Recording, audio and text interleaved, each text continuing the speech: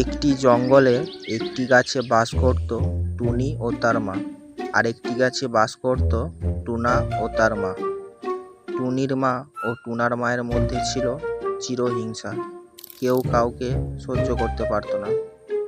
তারা কোনো না কোনো বিষয় নিয়ে মাঝে মধ্যে ঝগড়াঝাটি করত। টুনি ও টুনা তাদের ঝগড়া চুপচাপ দেখত। মা, ও মা, আমি একটু বাহিরে ঘুরতে যাব, দেখে যাস বাবা।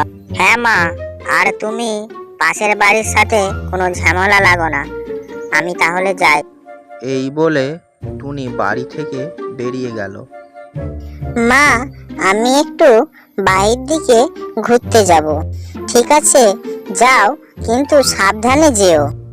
এই বলে টুনাও বাড়ি থেকে বেরিয়ে গেল। টুনাটা যে আসতে কেন এত দেরি করছে? এই কথা বলার কিছুক্ষণ পর টুনা টুনির কাছে আসলো। তুমি এত দেরি করলে যে, আমি সেই যে অপেক্ষা করছি। কিছু মনে করো না, তোমাকে অপেক্ষা করিয়েছি বলে।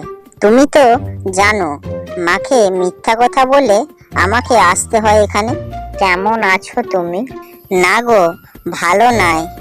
আমার না দিন দিন অনেক ভয় করছে।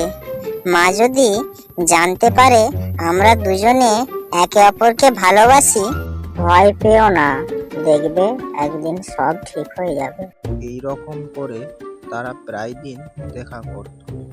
একদিন টুনা বাড়ি থেকে বেরিয়ে যায়, আর টুনার মা টুনার প্রতি সন্দেহ করে। মেয়েটা যে মাঝে মাঝে কোথায় যায়, আজকে ওর পেছনে যেয়ে দেখি ও কি করে সারাদিন। তারপর টুনার মা টুনার পিছন নিতে থাকে।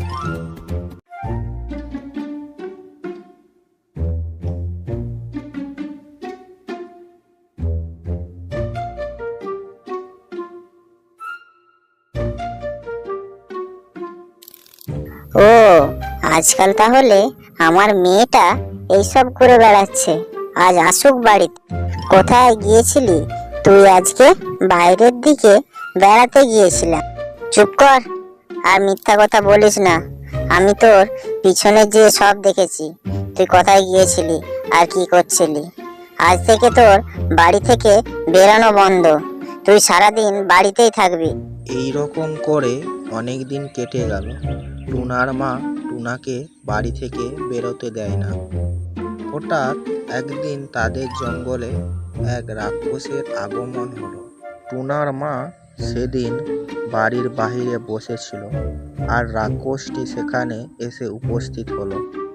হা হা হা, অনেকক্ষণ হলো আমি কিছু খাইনি, এই পাখিটাকে ধরে খাবো।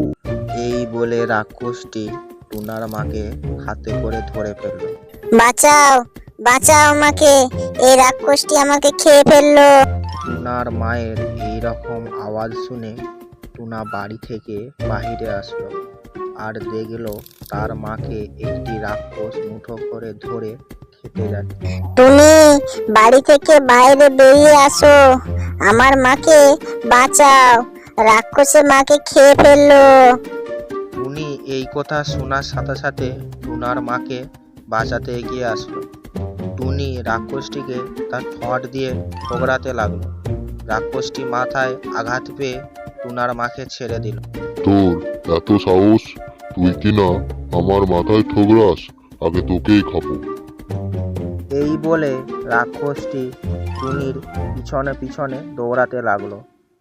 দৌড়াতে দৌড়াতে রাক্ষসটি একটি খাদে পড়ে গেল।